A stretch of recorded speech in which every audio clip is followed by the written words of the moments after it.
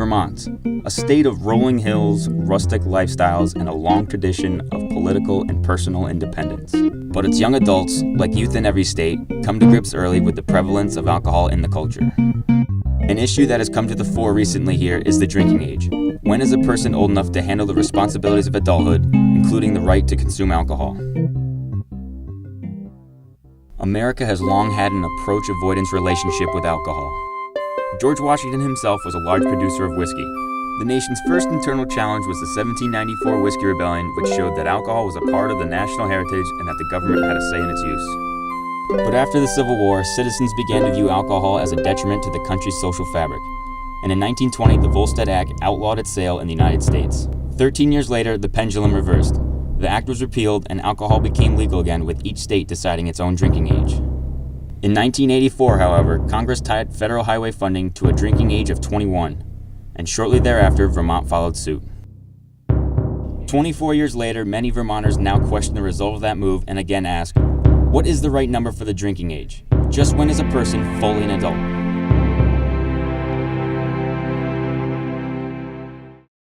Well, for about 2 years now, I have been working with a group that I helped to found in late 2006, and the name of that organization is Choose Responsibility. And that is an organization that has as its mission educating the public about the presence of alcohol in the lives of young adults, and in particular, the successes and the effects of the 21-year-old drinking age. At that time, I was invited to give a presentation to a group of college presidents who meet every year in June in Annapolis, Maryland. They were interested in what Choose Responsibility was all about, what we were doing, and I certainly welcomed the opportunity to come and meet with them. The Amethyst Initiative, which is an effort of, I think, over 100 college presidents around the country to at least have a public discussion about this. I'm all for the education. You know, John McArdle's piece about lowering the drinking age, be it not the best way just to lower it, but it's also getting people to talk and make discussions and actually think that we really need to do something. It's not just lowering the drinking age, it's the education piece. So we're all a fan about, let's talk about this. Some of the presidents who have signed on to it don't favor the drinking age being lowered to 18 without any other educational aspects to it. It's important to note that what this statement does and doesn't say. It has been reported in the press as saying the presidents are calling for lowering the drinking age. That's not what the statement says. The statement says that there's reason to believe that 21 is not working as well as we might have thought. There's a reason to re-examine whether 21 is responsible for the current state of alcohol use and misuse on college campuses. And the best place to have those discussions and debates is on our campuses. So the presidents who have signed on are saying it's time to have a debate, and we're committing ourselves to leading that debate. Some of the presidents, to be sure, do favor lowering the age. Others don't or aren't sure. And in fact, if you read the statement carefully, you could even favor raising the age to 25 and still sign the statement. So that's what the Amethyst Initiative is. That's how it began. It is not really an organization of any sort. The Amethyst Initiative is an organization in the same way that the Declaration of Independence was an organization, which is to say it's not. It is a document signed by a group of presidents who have formed a very, very loose federation, but who are not in any sense an organization. I supported this when I was a high school principal and when I was Commissioner of Education.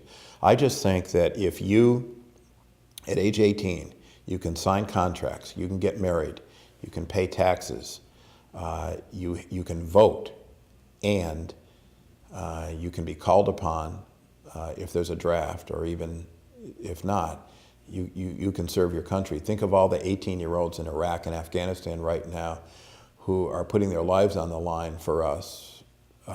Regardless of what you think about the wars, they are there, but they can't come home on break and have a drink. So there's a disconnect there for me. So if we assume at age 18 you have all the responsibilities of adulthood except drinking, Frankly, I don't think that's right. I don't think it's fair. And I think that if we approach this more responsibly as we do driving, that we could solve this problem. Too often, I think alcohol education is limited to temperance lectures and scare tactics. And young people are smart enough to understand that when somebody gets up in front of them and says that if so much as a drop of alcohol crosses your lips, you're destined to a life of dependence, you're going to fry your brain. Well, they look around and they say, well, how come there isn't significant evidence of those things in our midst? Well, there's not. Alcohol education, it seems to me, needs to be more comprehensive and needs to start earlier. Alcohol has a history to it, a long history. That history is recorded in history books, it's recorded in literature, and it is a foodstuff that has been a part of human life for as long as there's been human life. We need to understand that. We need to understand that this country is not different from every other country in terms of the presence of reality in the lives of its people. And one of the lessons that needs to be learned is that any attempts at prohibition tend to backfire. I don't think it's any different than any other place, small town, big town in America. I actually think, and I frequent most of the stores around here, that they do a great job in terms of checking IDs or checking the ages of students, and because I've actually witnessed it in various stores. The problem probably arises when adults, when I say adults, people over 21, buy the alcohol for consumption by people that are not 21 years old. I think that's the problem. Well, yeah, there's been a couple times where they've been underage, and the first things they go for are alcohol and cigarettes.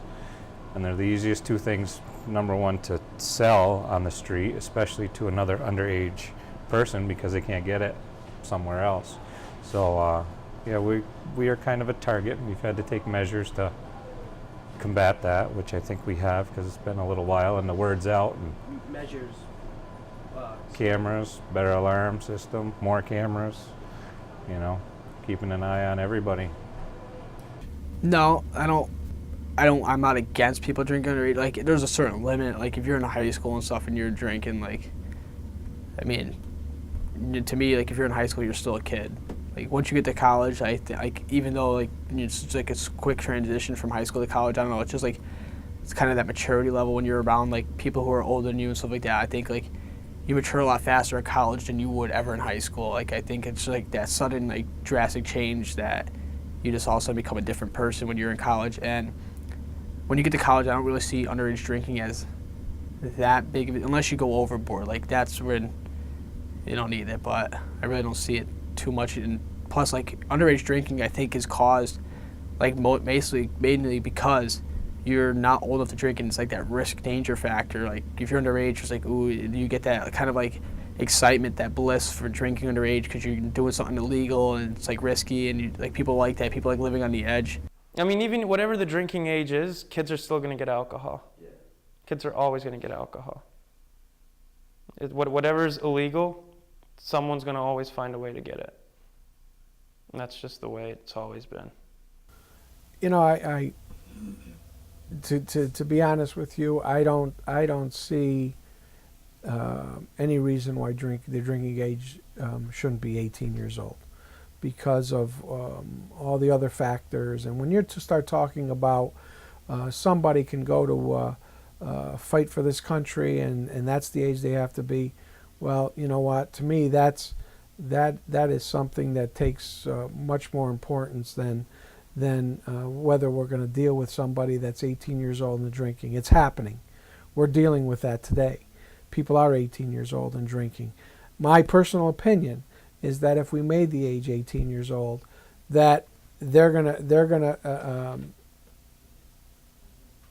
take the step of drinking at that time, and then they're going to find out, those that don't like it are going to find out at 18 that they don't like drinking.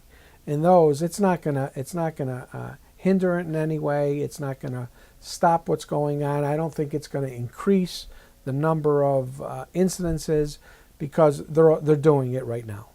And so, you know what? Why not legalize it at 18 years old? And I wouldn't have a problem with that. We try to make a law out of everything that doesn't work well for us as adults sometimes, and to simply put an age on this, I don't think. I think actually, if you look at what has happened in the last couple decades, it hasn't been working. So I think we need to get into some different ways. I also have a problem with things that I'm sure you've heard before. You can be in the military and die for your country, but you can't have a drink. I think if you can be responsible enough to be in the military and serve in places like Iraq or Afghanistan, certainly you ought to be responsible enough to have a drink. When the age was 18, alcohol consumption was permitted in public places, in public view. It was out in the open. And social life that is conducted in restaurants and in student unions and in public gathering places, it seems to me is almost by definition a social life that is less likely to lead to property damage, assault, date rape, and emergency room visits than the kind of drinking that is taking place now. I think that a lot of kids in college just do it and not only drink, but binge drink because they're just rebelling against the rules. And I think binge drinking is the problem in the college environment. If kids learned how to drink responsibly and could, go to a pub or have a beer or two, just like socially and whatever to meet people, then, that'd be a lot different.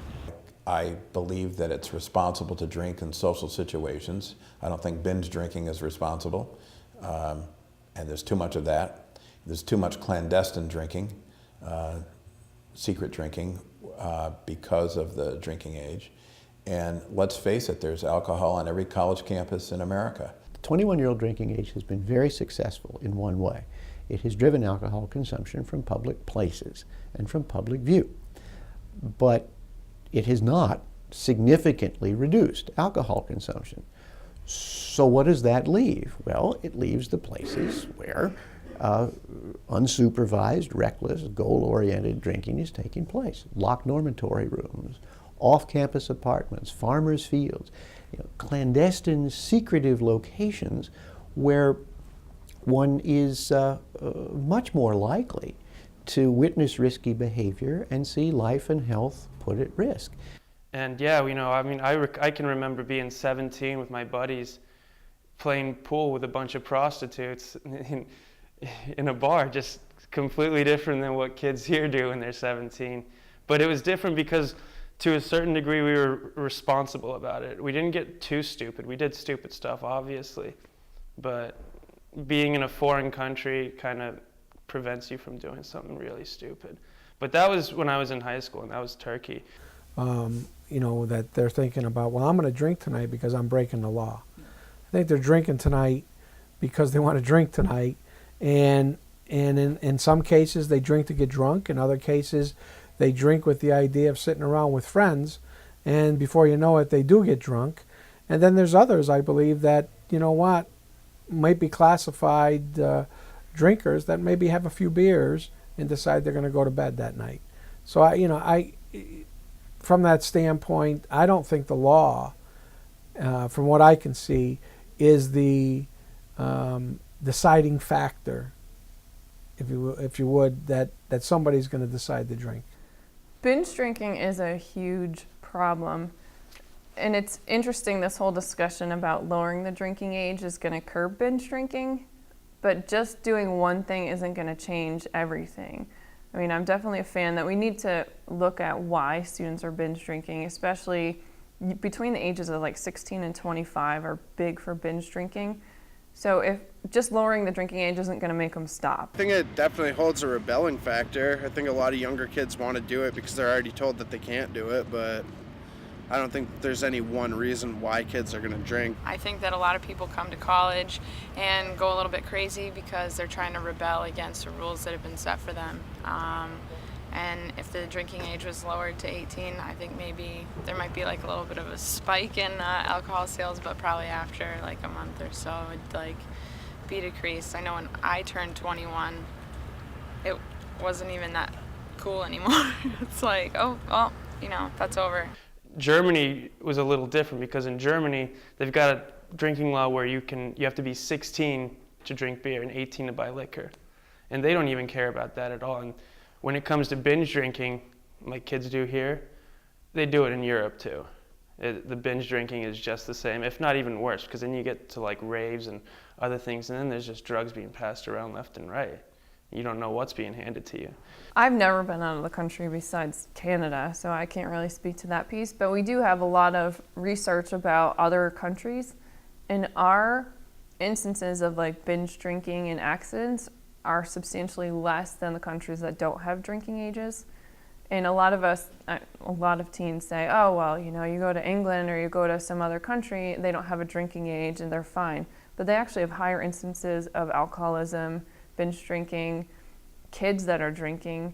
There's actually, even in our own US, I believe it was Wisconsin, that if you're of like 15, 16, even younger than that, and you're in a bar with your parent, the parent can allow you to drink. And the bar owner said, well, you know, that's okay. I just cut off 8 and 10-year-olds.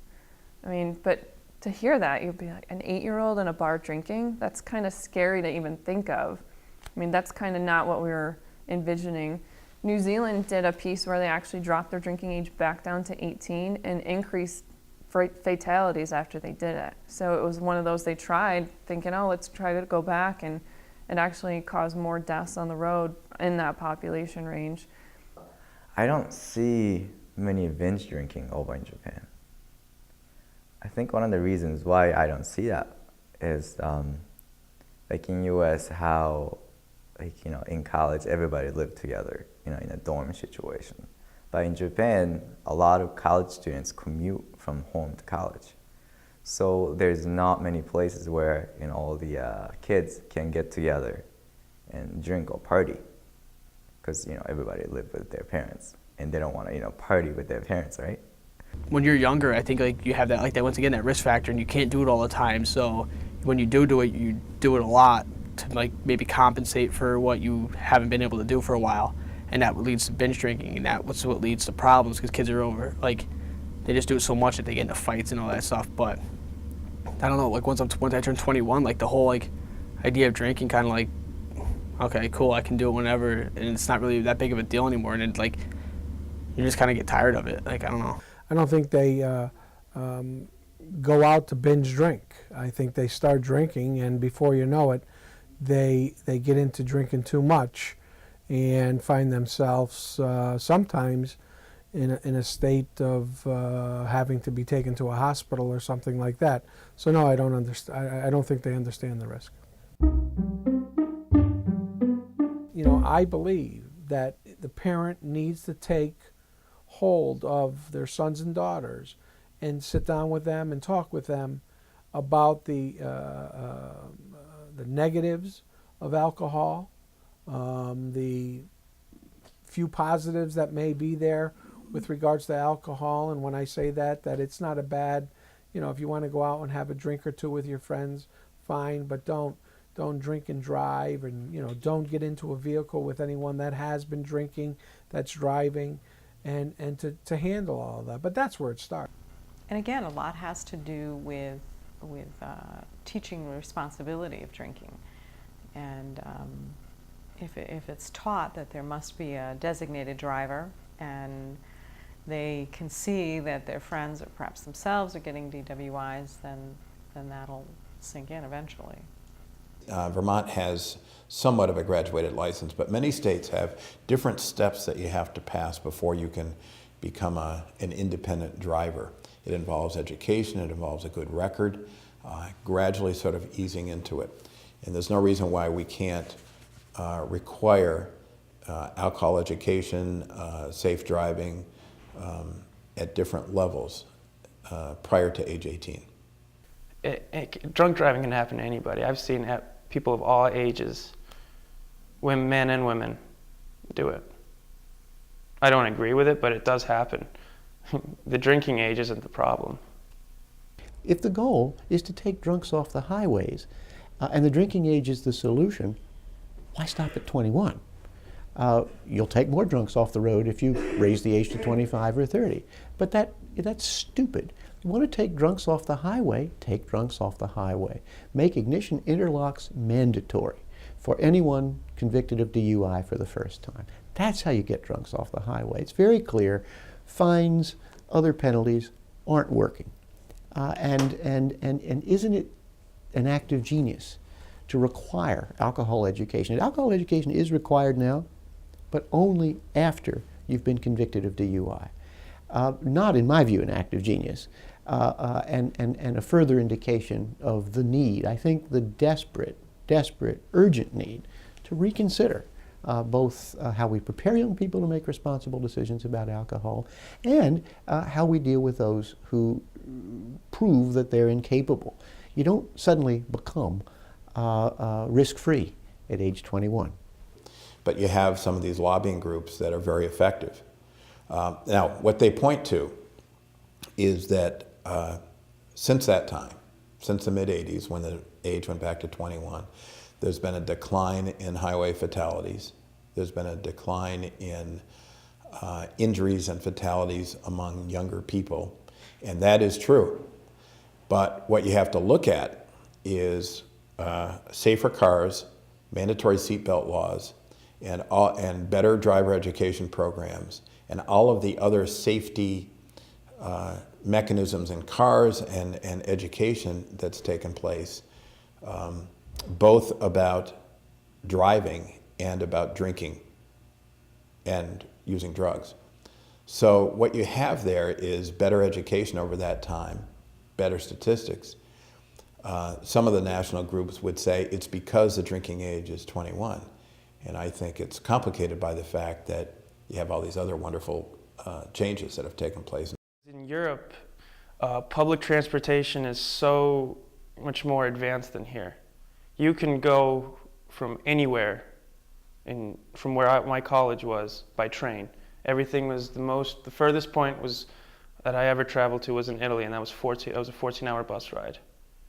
Everything is accessible by some mode of public transportation. And now they have all these cheap airlines operating throughout Europe on these little tiny airports.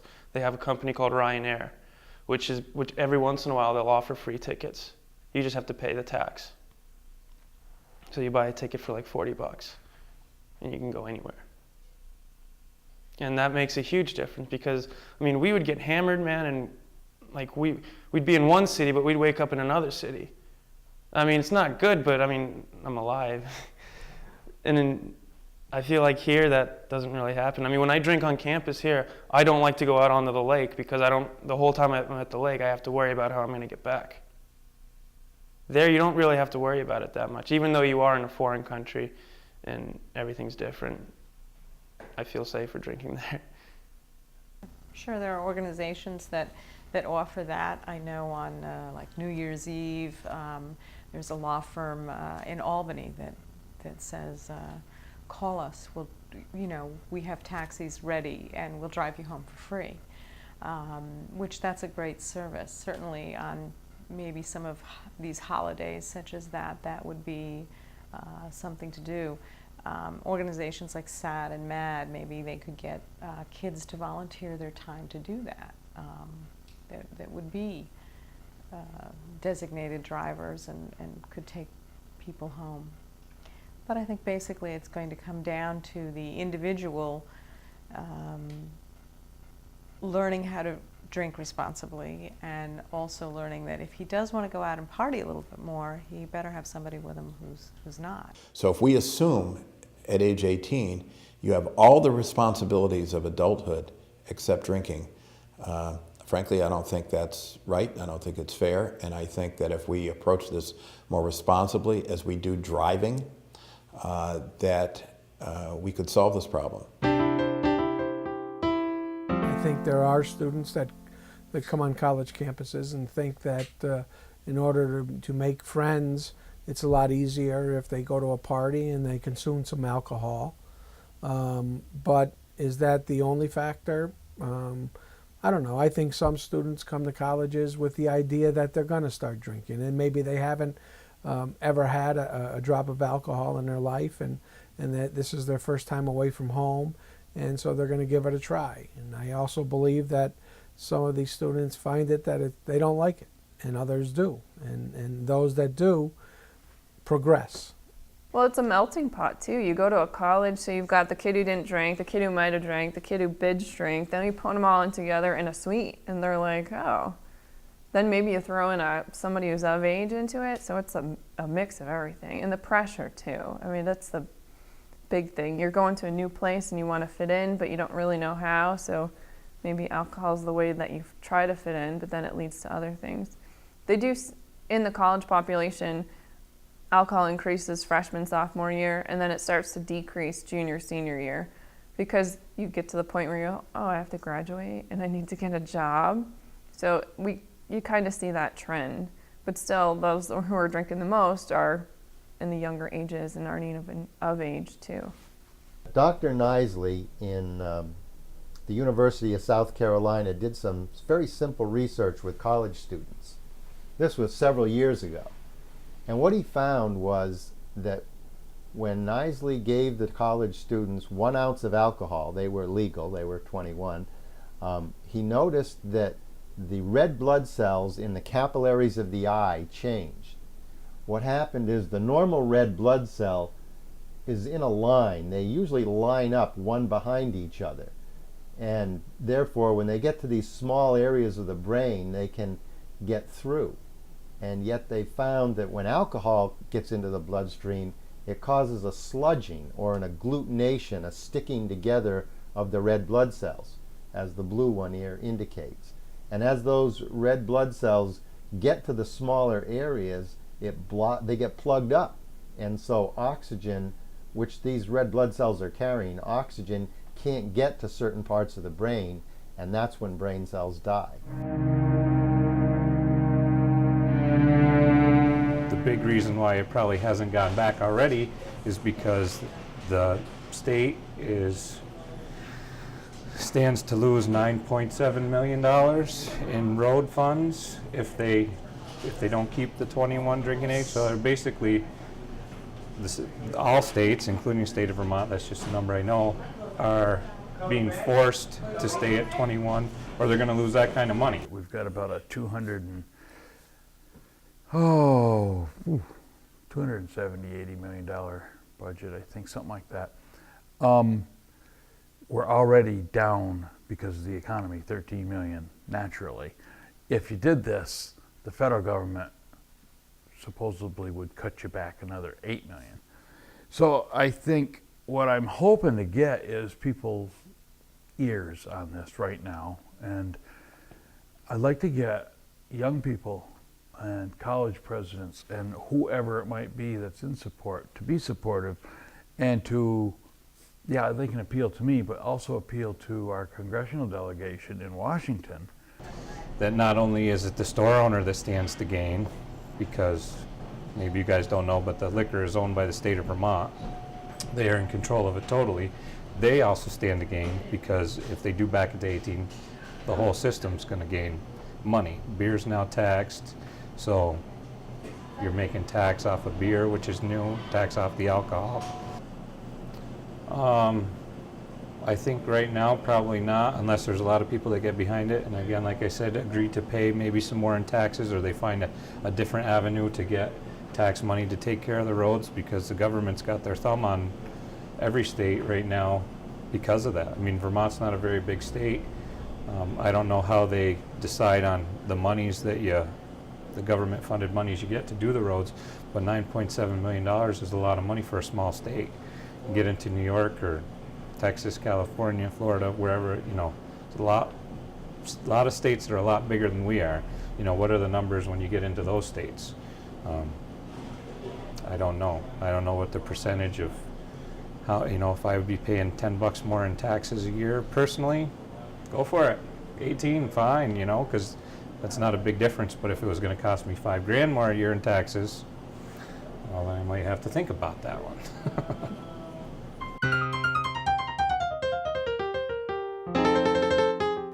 I think we should look at lowering it to 18, from 21 to 18.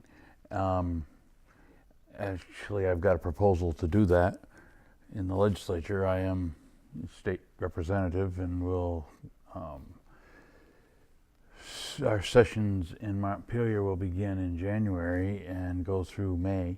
And during that period of time, actually, as soon as I get there, I expect to place the bill in and see what happens. In this state and in other states, there has been some periodic discussion about the drinking age, but nothing that has ever gone anywhere because governors and legislators can't afford to put that money at risk, which Congress fully well knew when they passed the law in 1984. So the discussion can only take place on the state level, and the 10% penalty is the chief obstacle to that debate. Next year, 2009, the transportation bill is up for reauthorization. That bill comes up at 5-year intervals, and it sets the budget and the terms for transportation money allocation. And so 2009 will be the time to see whether that 10% penalty might not be removed. That's a pretty non-threatening gesture, in fact, because even if it is removed, the age will stay 21 in every state until a state chooses to change it. Well, I mean, it totally depends on the person and how that person was brought up as a child. It totally does. And I understand how not everyone is brought up the same way. So I think you do got to lower it to 18, but with that, you have to offer special classes. You have to, like, if you want to drink, I think you should have to earn your right to drink. Families and schools and government all assume that this is a part of their responsibility to help a young person learn how to operate a motor vehicle. Are we always successful? No. But at least we assume that some form of driver's education is a prerequisite to receiving a license, to receiving at least a somewhat reasonable insurance rate, and to certifying that you are able to operate a car. Why not take that same approach to alcohol and issue a permit when someone finishes high school that says you have observed the alcohol laws of the issuing state up to this point, you have satisfactorily passed a comprehensive alcohol education course, and you pledge yourself to continuing to observe the alcohol laws of the issuing state at the risk of forfeiting this permit if you're found to be in violation. This incentive might help make a dent in underage drinking.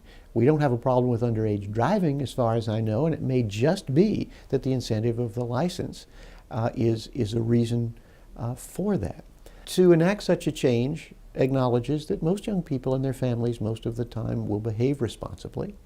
You shouldn't make public policy based on the fact that a minority of families and young people may abuse the privilege. And you are expecting a level of adult behavior that I think you can reasonably hope to have occur. I'd see more parent education and student education. So getting the parents to understand the laws of the state of Vermont, getting the students to understand the laws, and then just more of that education piece along with the prevention and enforcement, even treatment. You know, if there were more treatment too.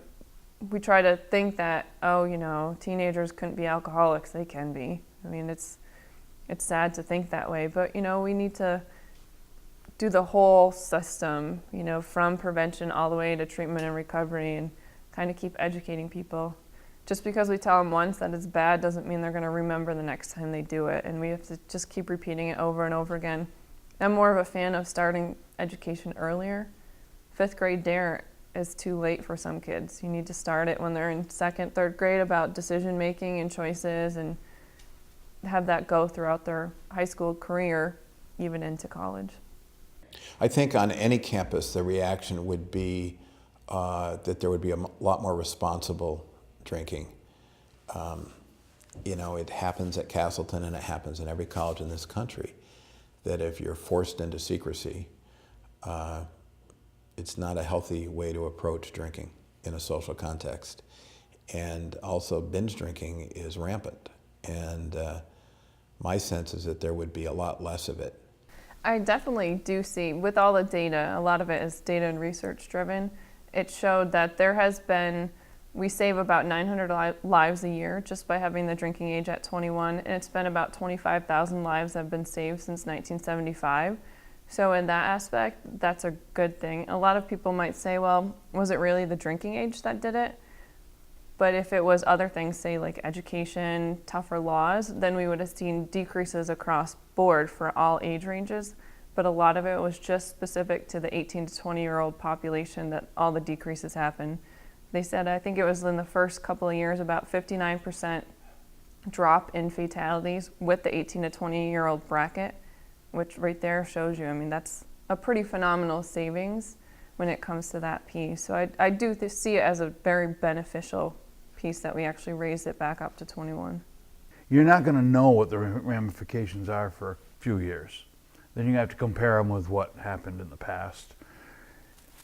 You're never going to be completely sure whether changing the drinking age to 18 was the reason for a change, if there even is one, or if it wasn't. However, you will have those arguing, if there's any kind of change at all, that did it, that made a change, particularly an adverse change. For instance, the state police, they'll advocate against this, that you'll have more teenage drunk driving and accidents and deaths as a result. I debate that. I'm not sure that you will. But I guess in saying that, I've got to say that the changing of the drinking age isn't the only step we need to take. I think we need to follow it as a society and take a different mindset on our kids. Will 18 resolve that problem? No. Clandestine drinking will still take place. People will still harm themselves.